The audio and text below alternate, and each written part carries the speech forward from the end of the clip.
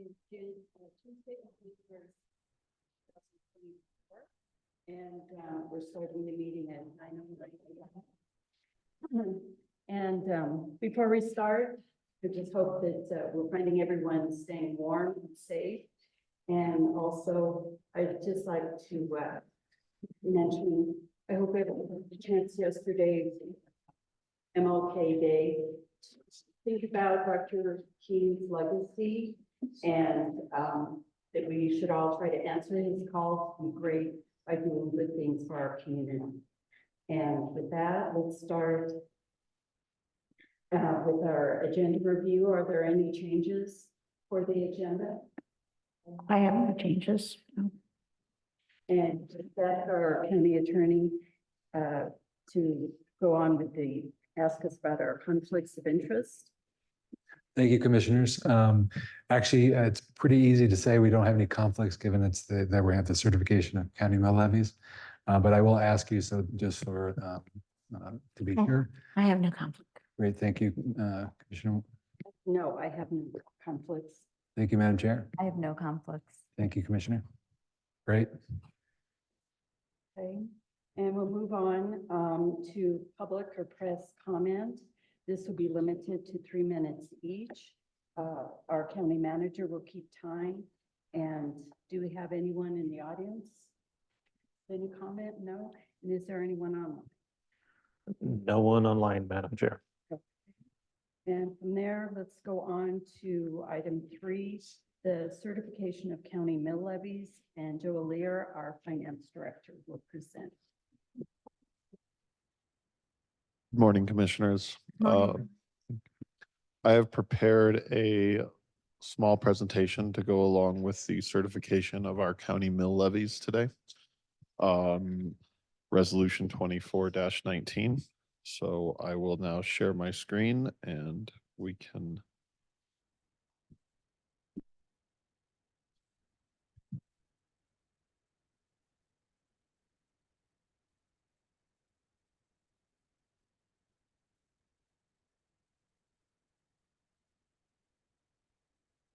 So this is the presentation up here. So I'll direct, or I probably on your screens, right? Good. Okay, cool. So this presentation today is really informative on just our mill levy and the mill levies in the county and broadly what's going on at the state level as well. So I just like to start with an overview.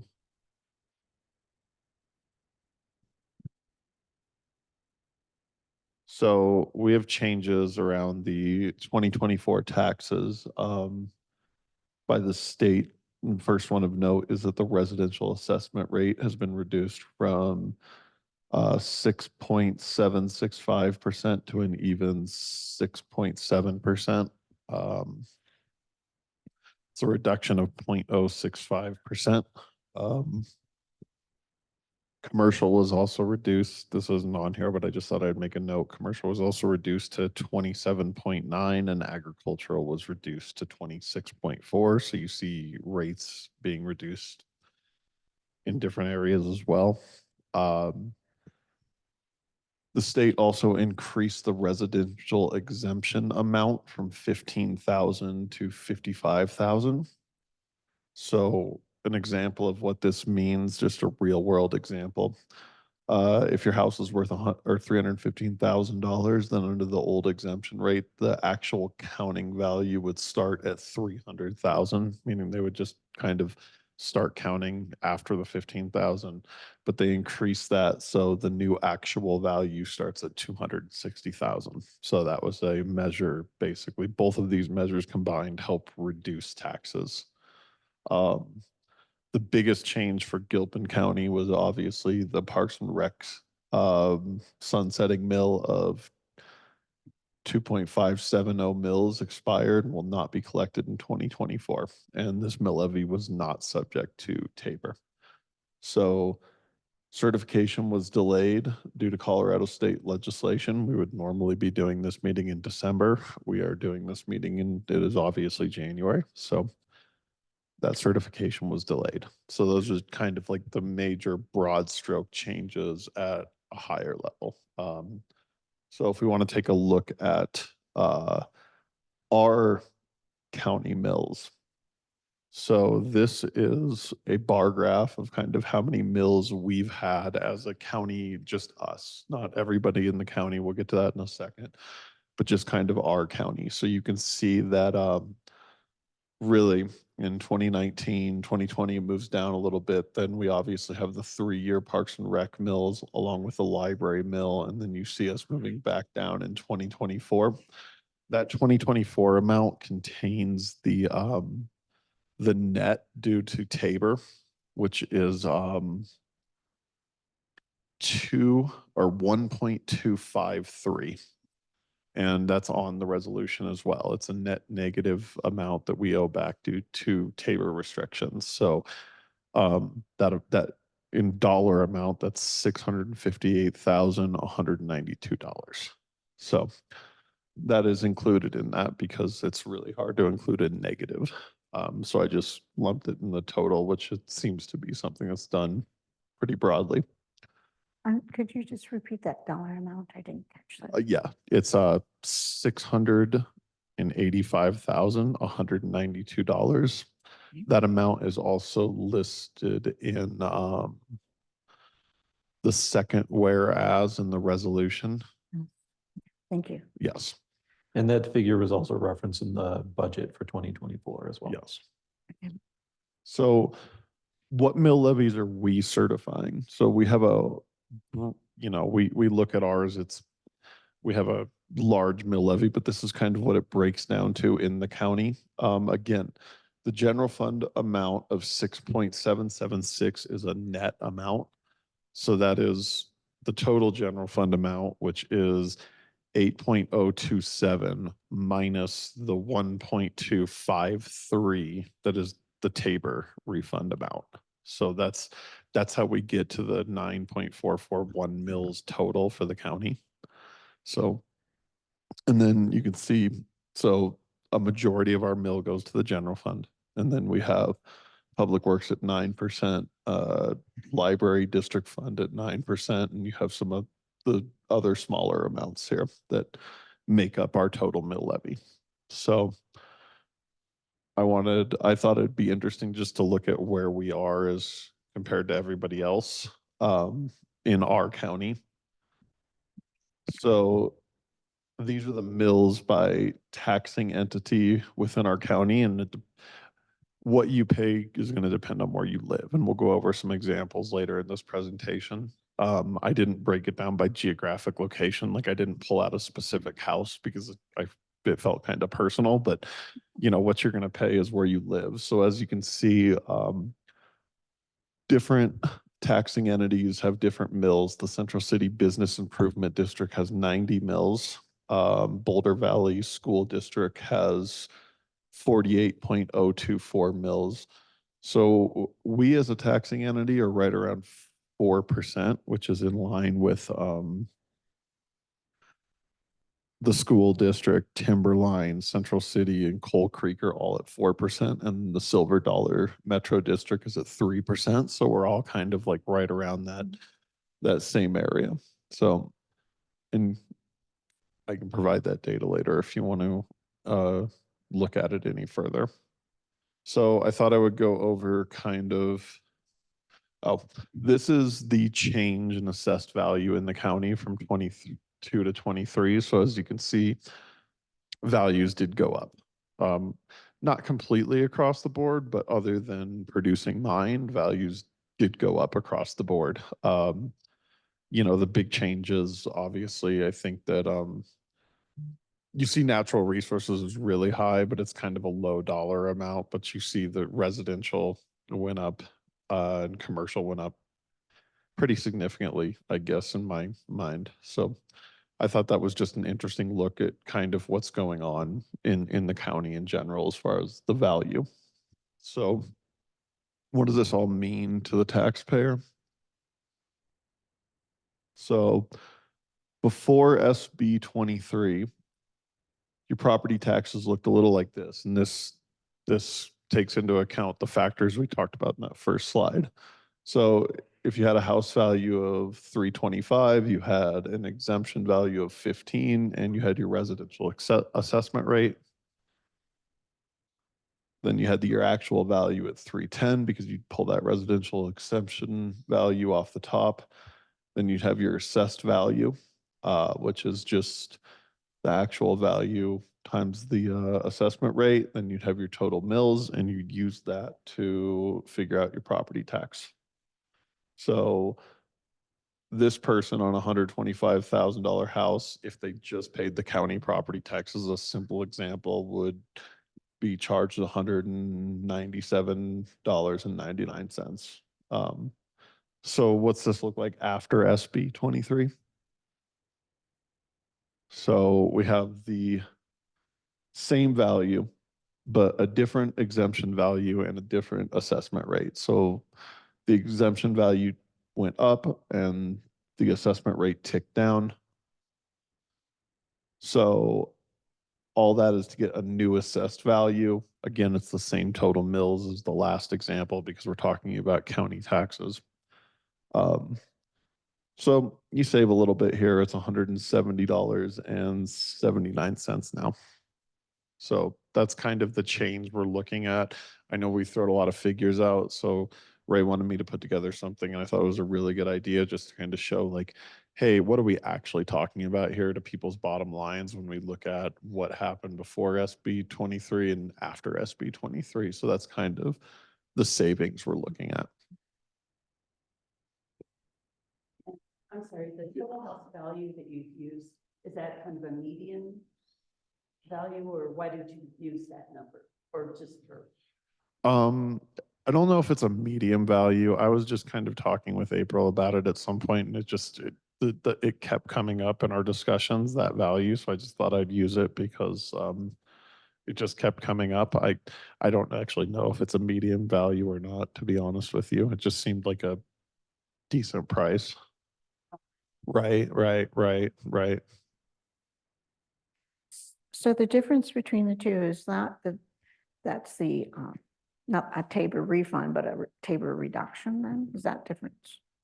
The difference between the two really has to do with the change in the assessment rate and the exemption value. So Tabor is something a little different. We have to, we're limited to our most restrictive mill levy, and that kind of dictates what we can collect, and anything that we would collect above that, we have to issue either in a refund or a property tax credit.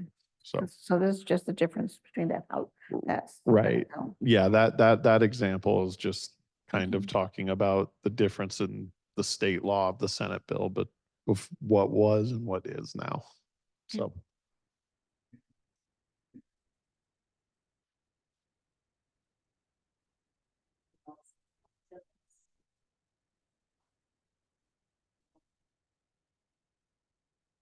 I would have to ask the assessor exactly why that is. I got those values from her, and I'll have to ask her exactly why it is. I know she has an answer for it, but I don't. So this is again just us.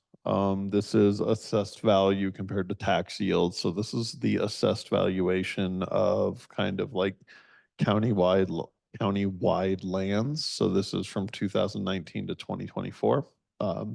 You can see our values definitely going up.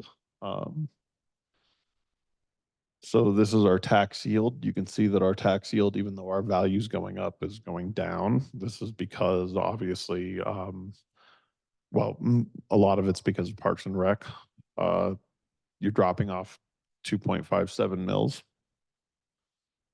And these are the total county mills. So you can see we go from 9.8 to a low of 9.045, and then you see us rise to 13, and then you see us fall back down. Now keep in mind that that amount, that 9.441 amount, also has that Tabor refund. So the negative, essentially, you're subtracting 1.253 mils out of that, because that's what we would owe back for Tabor. So.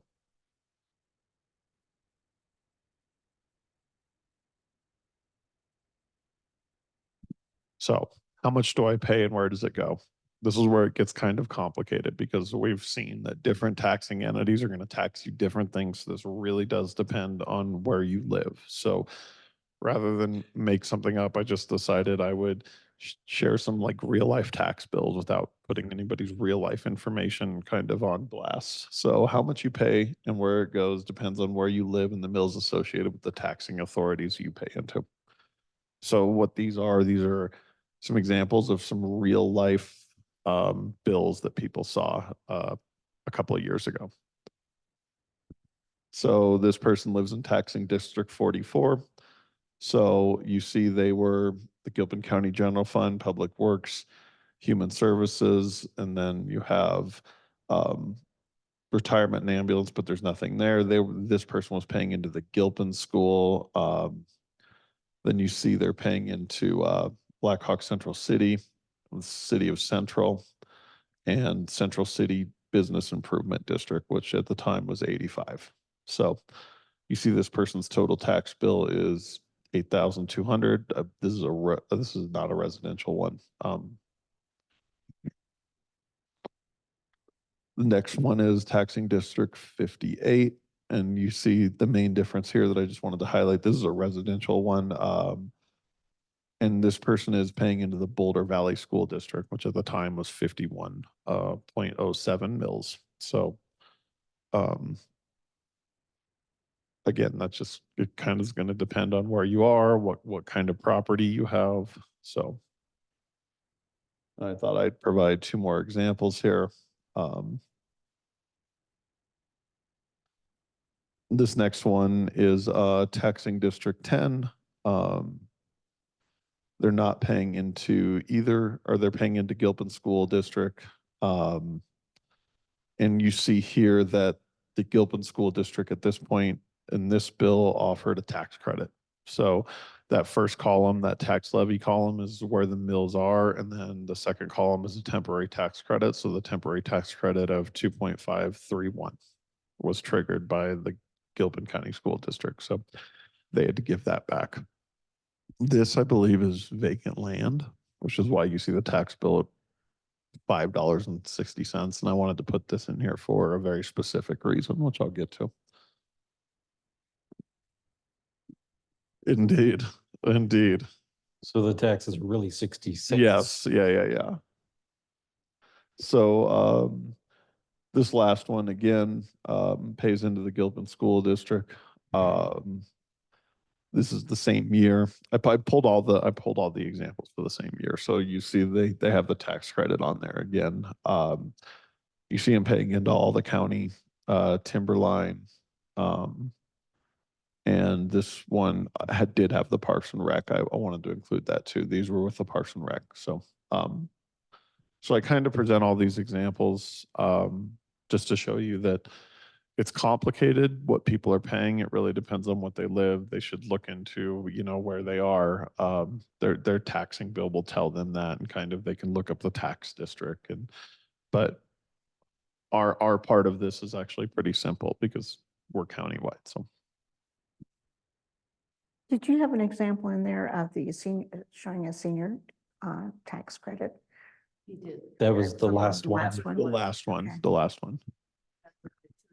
Do you mind going back just to reference the senior Let me exemption? Look at that again. Thank you. So you see the senior exemption there at the bottom, like right above the grand total. Yep.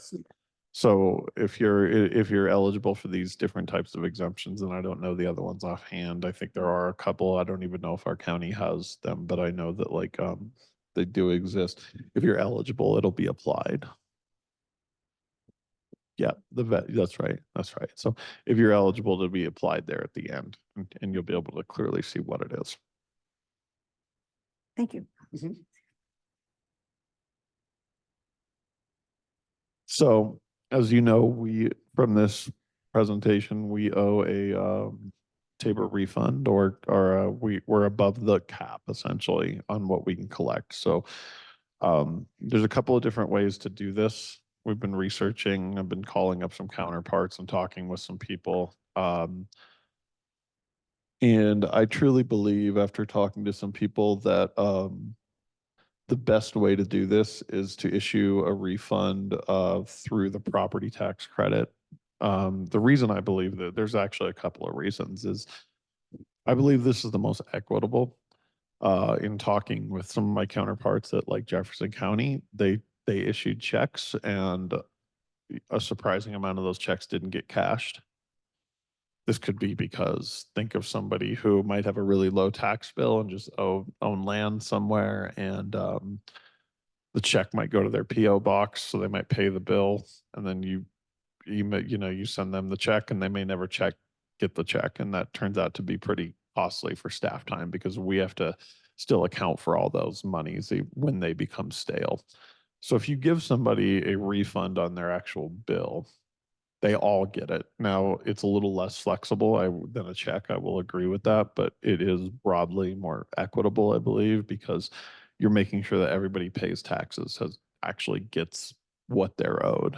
And it shows up in a way that just decreases their cost. So it really is equitable across the board. I also believe that this is less impactful to staff because if we have all the money out there and we're trying to figure it out and we're trying to see if these people are going to ever cash checks, it's just a lot to deal with and a lot to keep track of. And it might, I think, might go back into the Great Colorado payback eventually anyway, which is, it just seems cleaner to me to issue this as a temporary tax credit. So that's kind of, and as we've gone over these recommendations, Director, I'll just add in our last year, in our CCAT and CCI discussions statewide, that was also the recommendation was to use a credit method. and as you can see on this example here, it's really straightforward.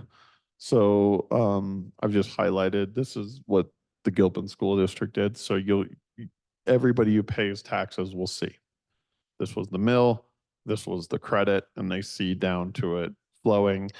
And it really does save them the money the same way as mailing them a check. It's really the same without an extra step, because the money you would get in the check is just the money that you're not paying in taxes. So in my mind, it's kind of the same flexibility, just making sure that everybody actually gets it rather than mailing somebody a check. Have there been any complaints about that procedure, or people are just, that they're aware that they're getting the table refund or don't understand that, or? I think that there's, just broadly speaking, there's some general discussion around Tabor, and I think that everybody has preferences, and I think that I think that people have a broad discussion around Tabor, especially at the state level, of just like, what am I getting and where am I getting it? But I think the state, if I'm not mistaken, has made the decision to give all their Tabor refunds through the state tax, because they believe that's equitable, that everybody's paying taxes and they're paying into it. So, and I think that works. And I think that this works too. So no, I don't think I think you could talk to 100 different people and they might have preferences, but I don't think I haven't heard any major complaints. I don't know if. No. That's good. When was the last time Gilpin issued a credit or refund? 14? Been a while. 2014? I want to check before I give that. I want to check before I give that official answer. I thought it was 10 years. I did, but I don't remember. Been quite a while. It has been a while. But obviously, I mean, when you go back to that chart, you see how basically the assessment value of the county jumps so much. And we've had discussions about that for months. People seeing their new values and stuff like that. So we would expect something like this to happen at a time like that. So that's really it. I'm here to take I know we've had some questions as we go along, but I'm here to take more questions and or discuss this in any way further that commissioners or the county manager might have. I have a question. Last year, a bill passed that allows counties to reduce mill levy on an annual basis. for 1 year or continue on. Is there any value to doing that as far as the Tabor refund? Does it help balance that out, or is it completely separate, the collection? I think that lowering the mill levy, I don't believe would, I mean, we could lower it, I guess, to the amount of the Tabor refund, and that might change it. I'd have to look into that. I didn't really explore that option because it didn't really seem like something that anybody was interested in doing. I know that a lot of counties around us, I watched a, commissioner or county manager, Rear sent me a, link to a Clear Creek, and they talked to some counties around them about if they were lowering the mill levies or not, and there didn't really seem to be an appetite among any of those counties to do it either, Park, and so I don't think so. I think, well, it was a Teller County commissioner that put forward the bill. So I think they were planning to do it, but I don't think widespread. I'm not hearing that as being Right. done this year. Right. But No. it's a tool for the future that we're just aware of. And yeah.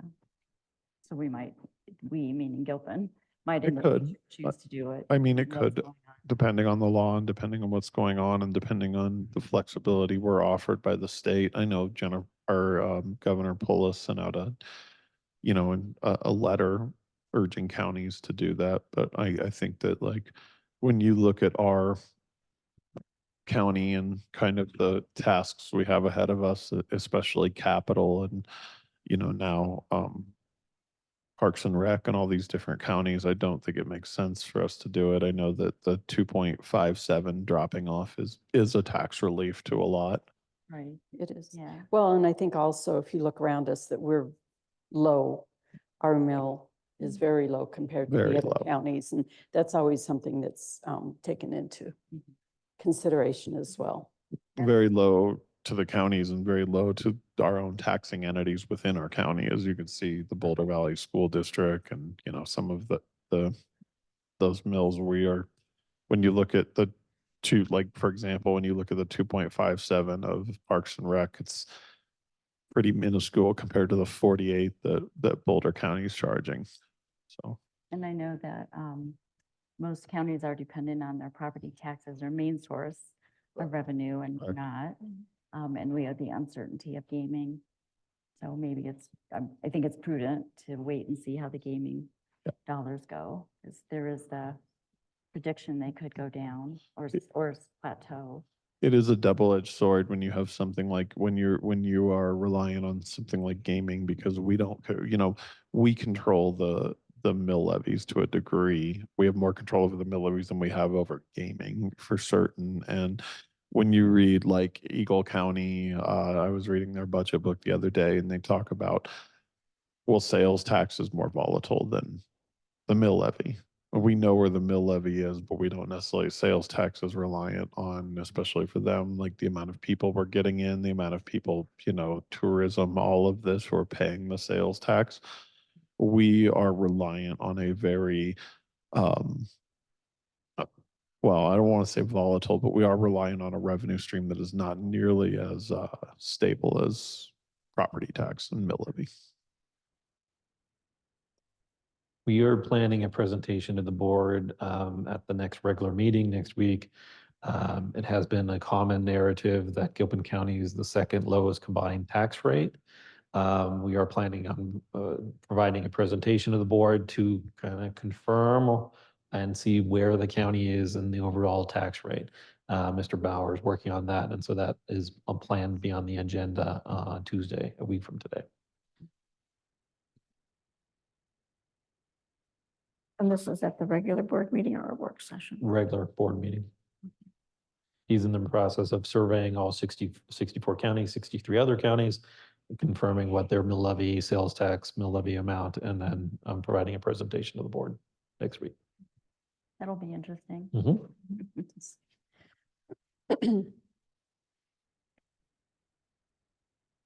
You have any further comments? Let's see, are there any further questions or comments? Oh, I have no. Okay, then I'll entertain a motion to adopt resolution 24-19. I'll make a motion to adopt resolution 24-19, leveling general property taxes for the year 2024. to help defray the cost of government to Gilpin County, Colorado for the 2024 budget year. My second. Okay, seeing that we have a motion and a second, all those in favor? Aye. And with no opposed, the motion passes 3-0. Resolution 24-19 has been adopted. Thank you. Thank Yep. you. Thank you. Madam Chair, I would like to take an opportunity to make a statement. Do I have permission for that? Yes, you do. Thank you. Brief statement. At the last board meeting on January 9th, I used the word euthanasia, and that seemed to shock a few people. So I wanted to make an explanation on why that, that came up during our conversation with the senior living lease, 100-year lease agreement. And I am politically conservative and I am a Christian. So when I say euthanasia, it's typically in a negative sense. And that was the case in my discussion. I was bringing to the attention that the two parties, the senior living and the Gilpin County, should consider trends. And one of the trends, of an example, was the fact that young people are having less children or no children at all. And that's resulting in a decrease in birth rate and a decrease in Colorado of the youth from 0 to 18 years old. There's a trend for that to keep decreasing. And so the other example I gave of the trend is that some states have euthanasia, or approved euthanasia, and I know that in Vermont they do. So that was my example of two trends that things can change in the future of whatever the needs and the population needs might be. So it wasn't, that was just an example of trends. Okay, thank you. Comments? Okay, seeing that we've concluded our business, we'll go ahead and adjourn the meeting. It is 9:41 a.m. Thank you all. Thank you. Thank you. And we have. Okay. Thanks, Joe. Yeah. And then we'll reconvene for work session at 10 a.m.